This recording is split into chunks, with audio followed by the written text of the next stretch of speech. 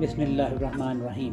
اقوام متحدہ کی جنرل اسمبلی کے 80ویں اجلاس میں شریک وزیر اعظم پاکستان شہباز شریف انتہائی مصروف وقت گزار رہے ہیں۔ انہوں نے گزشتہ 24 گھنٹوں میں سب سے پہلے جنرل اسمبلی کے 80ویں اجلاس کے باضابطہ آغاز کی تقریب میں شرکت کی، جہاں ان کے ہمراہ نائب وزیر اعظم و وزیر خارجہ سینیٹر اسحاق ڈار، وزیر دفاع خواجہ آصف، وزیر اطلاعات و نشریات عطاء اللہ تارڑ اور معاون خصوصی طارق فاطمی بھی موجود تھے۔ اس کے بعد وزیر اعظم کی جمہوریہ آسٹریلیا کے چانسلر کرسچین اسٹاکر سے ملاقات ہوئی، جس میں وزیر اعظم نے پاکستان کی طرف سے آسٹریلیا کے ساتھ باہمی دلچسپی کے تمام شعبوں میں دو طرفہ تعاون کو مزید بڑھانے کی خواہش کا اظہار کیا۔ آسٹریلیا کے چانسلر نے ملاقات پر وزیر اعظم کا شکریہ ادا کیا، دونوں ممالک کے درمیان تعاون کی نئی راہیں کھولنے کے لیے مل کر کام کرنے کی خواہش کا اظہار کیا۔ اس کے بعد شہباز شریف کی کویت کے ولی عہد شیخ صباح الخالد الحمد المبارک صباح سے ملاقات ہوئی۔ وزیر اعظم نے پاکستان اور کویت کے درمیان دیرینہ تاریخی برادرانہ تعلقات کا ذکر کیا۔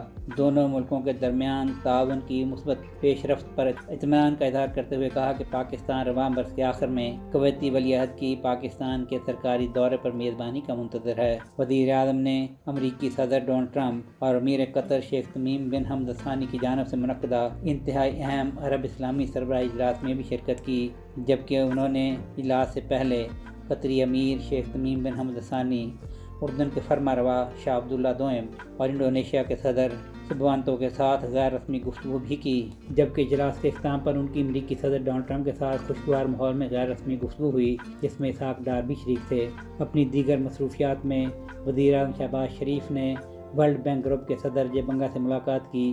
وزیر اعظم نے آپریشن کو آسان بنانے اور نجی شعبے میں وسائل کو مزید متحرک کرنے پر توجہ مرکوز کرتے ہوئے ورلڈ بینک کو تیز تر اور زیادہ مؤثر ترقیاتی شراکت دار میں تبدیل کرنے پر اجے بنگا کی قیادت کی تعریف کی۔ صدر ورلڈ بینک نے پاکستان کے اصلاحاتی اقدامات کو سراہا، پاکستان کے ترقیاتی ایجنڈے کے لیے تعاون کے حوالے سے بینک کے عزم کا اعادہ کیا۔ بعد ازاں وزیر اعظم کی عالمی مالیاتی فنڈ IMF کی مینیجنگ ڈائریکٹر کرسٹالینا جارجیوا سے ملاقات ہوئی۔ وزیر اعظم نے پاکستان کے ساتھ IMF کی دیرینہ تعمیری شراکت کو سراہا، جو MD کرسٹالینا جارجیوا کی قیادت میں مزید مضبوط ہوئی ہے۔ وزیر اعظم نے IMF کی جانب سے پاکستان کی بروقت مدد کا اعتراف کیا، جس میں مالی سال 2024 میں $3 ارب کا اسٹینڈ بائی ارینجمنٹ اور اس کے بعد اب $7 ارب کے توسیعی فنڈ سہولت اور موسمیاتی تبدیلی سے نمٹنے کے لیے $1.4 ارب کی امداد شامل ہیں۔